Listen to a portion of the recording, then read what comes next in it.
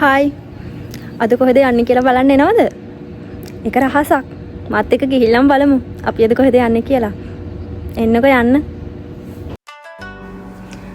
හවස් වෙලා පිටත් වුණාට අපි අදාළ තැනට එනකොට නම් ටිකක් රෑ වුණා. අපි අද ආවේ මෙන්න මේ තෙන්සන් කකු කියන මිසයකට කඩේට. අපි අද මේකේ යකිනිකු කියන්නේ අපි මස් පුච්චලා සාමාන්‍ය බාබකියු අන්න ඒව කන්න තමයි මෙතනට ආවේ. පේනවනේ මෙන්න මේ රොබෝගෙන් තමයි මේක ඇතුළේදී මිනිස්සුන්ට අමතරව මෙයාගෙන් තමයි අපිට අවශ්‍ය කරන දේවල් මේ මස් අපේ මේසේ ළඟට ගෙනල්ලා දෙන්නේ. දැන් ඔන්න අපි වැඩේ පටන් ගත්තා. සාමාන්‍යයෙන් පැයයි දෙන්නේ එක පැයක් ඇතුළත තමන්ට පුළුවන් තරම් මස් ප්‍රමාණයක් කන්න පුළුවන්. ටයිම් එකට තමයි අපිට කන්න තියෙන්නේ. පේනවනේ ඒගොල්ලෝ අපේ ළඟට ගෙනල්ලා දුන්නාම අපි මේ විදිහට අපිට අවශ්‍ය ප්‍රමාණයට දෙපැත්ත දදා මස් එක පුච්ච ගන්නවා. අර එහා පැත්තේ හිටියේ අපේ සචෝ. එතකොට එයයි අපි අපේ කම්පැනි වැඩ කරන පිරිස තමයි අද ආවේ. අපි වෙනම ඒගොල්ලෝ වෙනම සාමාන්‍ය මේ විදිහට අපි පැයක් ඇතුළත අපිට පුළුවන් තරම් මස් ප්‍රමාණයක් කාලා ඉවර කරනවා.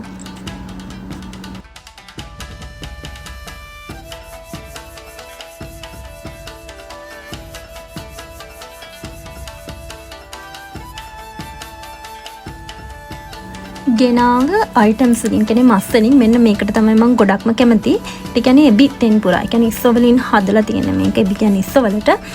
මේක මාරම රසයි, මාරම ක්‍රිස්පි. එවලි බෙදලා උණු උණුවෙන්ම නෙන්නේ. මාරම රසයි. ළමයිකට කන්න දෙනවා සෝස් එකක් මයෝනිස්. එකත් එක්ක තමයි කන්න තියෙන්නේ. මේ මෙතන තියෙන්නේ බෙල්ලෝ. සාමාන්‍යයෙන් මේකට බෙල්ලෝ ටිකක් දාලා චීස් වගේ පොඩි කැටයක් දාලා තියෙනවා. ඒක ඒ විදිහටම අපිට මේ විදිහට පුච්ච ගන්න පුළුවන්. එතකොට අර චීස් එක දී වෙලා ඒක බෙල්ලෝ එකට එකතු වෙනවා. මේ තියෙන්නේ මෙන්න මේකෙන් තමයි අපිට ඕඩර් එක දාන්න තියෙන මෙන්න මේ පොඩි ටැබ් එකෙන්. මේ උඩින් තියෙන කාපාට තිරය එහෙට මෙහෙට කරලා අපිට අවශ්‍ය කරන මස් වර්ගය ඊළඟට ඒක කුමන කොටසින්ද කියන්නේ මොන කෑල්ලෙන්ද බඩ ප්‍රදේශයෙන්ද එහෙම නැත්නම් කකුල් ප්‍රදේශයෙන්ද ඒ වගේ අපිට අවශ්‍ය කොටසින් මස් එක අවශ්‍ය විදියට තෝරගන්න පුළුවන්. එක එක જાතිය මස් තියෙනවා. කියන්නේ ගොඩක් හරක් මස්, ඌරු මස්, කුකුල් මස් වගේ. ඒවට අමතරව මේකේ තව ඩෙසර්ට් වර්ග, ඊළඟට සුප් වර්ග, බත් මේ වගේ ගොඩක් දේවල් අපිට මෙතනදී ඕඩර් කරලා ගන්න පුළුවන්. අර උඩින් වැටෙන්නේ විනාඩි ගානයි මම පෙන්නන්නේ. අන්න එතනින් තමයි අපිට තව ඉතුරු වෙලා තියෙන විනාඩි ගාන වැටෙන. තව විනාඩි 19ක් තියෙනවා. දැන් අර බෙල්ලෝ එකත් ගානට පිච්චිලා තියෙන්නේ. අර චීස් එකත් එක්ක දිය වෙලා ඒක බෙල්ලෝ වලට හොඳට උනාගෙන දැන් කන්න පුළුවන් තත්ත්වයට ඇවිල්ලා තමයි තියෙන්නේ.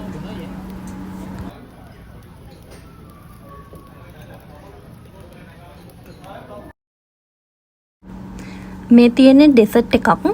මෙතන ඩෙසර්ට් වර්ග කිහිපයක් තිබ්බත් මම කැමතිම මෙන්න මේකට. මොකද අනිත් ඒවා ටිකක් පැණි රස ගතියෙන් අඩුයි. මේක පැණි රස ගානට තියෙනවා වගේම ඒක ඇතුලේ තියෙන්නේ අයිස්ක්‍රීම්.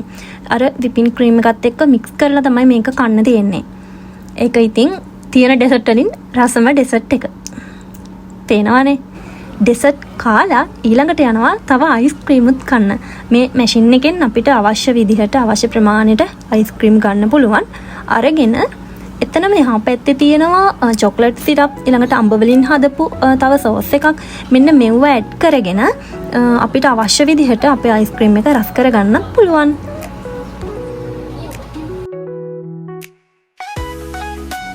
මේ ඉන්නේ මාත් එක්ක වැඩ කරන වියට්නාම් යාළුවා. මම එයාගෙන් අහනවා කෑම කොහොමද කියලා. එයාගෙන රහයි කියලා වීඩියෝ කරනවා කියලා දැනගෙන තමයි ඇවිල්ලා හායි කියන්නේ.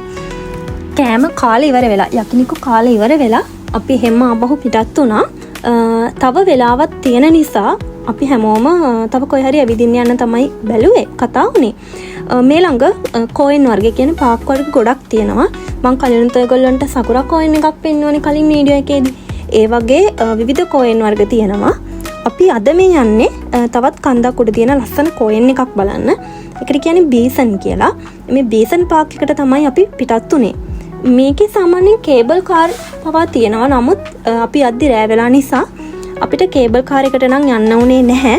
එතනින් කිව්වා රෑ වෙලා නිසා කේබල් කාර් වල යන්න විදිහක් නැහැ කියලා. මොකද අද වැස්ස දවසක් නිසා රෑට මීදුමත් එක්ක තිබුණා. කිසිම දෙයක් උඩට ගියත් පේන්නේ නැහැ. ඉතින් ඒක නිසා කේබල් කාර් එකේ අපි වෙන දවසක යමු. මොන වගේද කොච්චර ලස්සනද කියලා අපිට පස්සේ දවසක බලා ගන්න පුළුවන්. මේ තියෙන පාක් එකට ඇවිල්ලා කෝයින් එකට ඇවිල්ලා. බලන්නකෝ මුළු තොකුෂිමා ටවුන් එකම මෙතනට පේනවා. තොකුෂිමා විතරක් නෙමෙයි ටවුන් 7ක්. ටවුන් වර්ග 7ක් මේ අපි ඉන්න තැනට පේනවා. මේ පහලින් පේනවා. රෑට ලයිට් දාලා ඒ පේන view එක මාරම ලස්සනයි. තිබ්බ වැහිපර ගතියත් හින්දා අහසත් අර වැහි බලාකුළු වලින් බර වෙලා තමයි තිබ්බේ. කියන්නේ වැසි බර ගතියක් තමයි වටේටම තිබුණේ.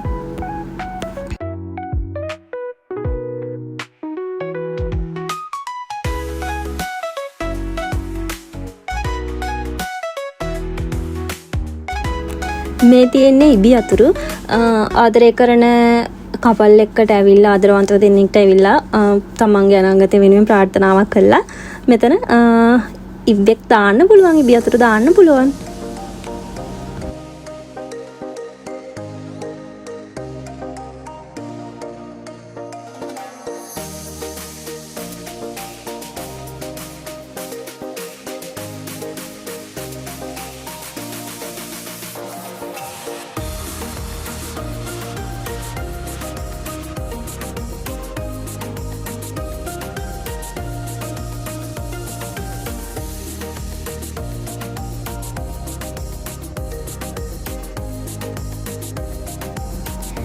මේ පාක් එකේ සාමාන්‍යයෙන් අපිට අර ත්‍රිමාණ ගතියෙන් යුක්ත එක එක රටා වර්ග හැඩතල වර්ග බලා ගන්නත් තැනක් තියෙනවා.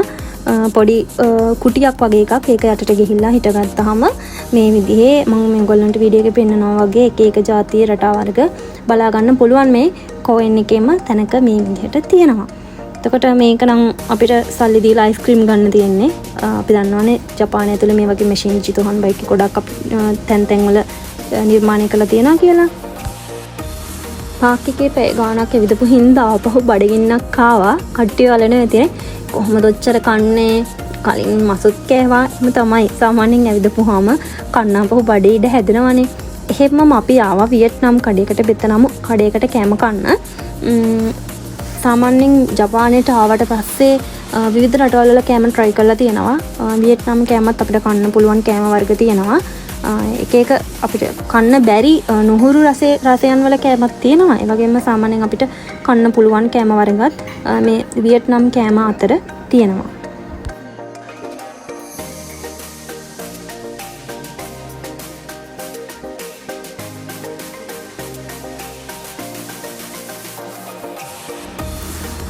එතනිනුත් කෑම කාලා එන ගමන් අපිට බඩු වගයක් ගන්න අවශ්‍ය වෙලා තිබෙන නිසා අපි එහෙම සූපා එකකට ගියා. එතන තිබුණ මල් වර්ග ටිකක් දැකලා මට ඔයගොල්ලන්ට ඒකත් පෙන්වන්න ඕනේ කියලාම හිතුණා. මොකද ඒවා මාරම ලස්සනයි. සමහර මේ කියන්නේ පාට වර්ග මල් වල තියෙන මම දකින්නේ මගේ ජීවිතේ පළවෙනි වතාවට එකම මලක බලනකොට පාට වර්ග 5ක් කහ, තැඹිලි, රෝස, නිල්, සුදු වගේ පාට වර්ග 5ක් මික්ස් වෙලා තියෙනවා. සහ මේ ලානිල් පාට මල් එක මම මේකේ නම නම් දන්නේ නැහැ. නමුත් ලස්සන නිසා ඔයගොල්ලන්ට පෙන්වන්න හිතුණා. අද වීඩියෝ එකේ අවසානයේ එහෙනම් අපි ඇවිල්ලා තියෙන්නේ. දැන් නම් මාරම මහන්සි. එහෙනම් අපි ආපහු මේ වගේ ලස්සන වීඩියෝ එකකින් ජපානයේ ලස්සන තැන් බලන්න එකතු වෙමු. එහෙනම් මගේ channel එක බලන්න, subscribe කරන්න, share කරන්න. ආපහු හම්බ වෙමු. හැමෝම සතුටින් පරිස්සමෙන් ඉන්න.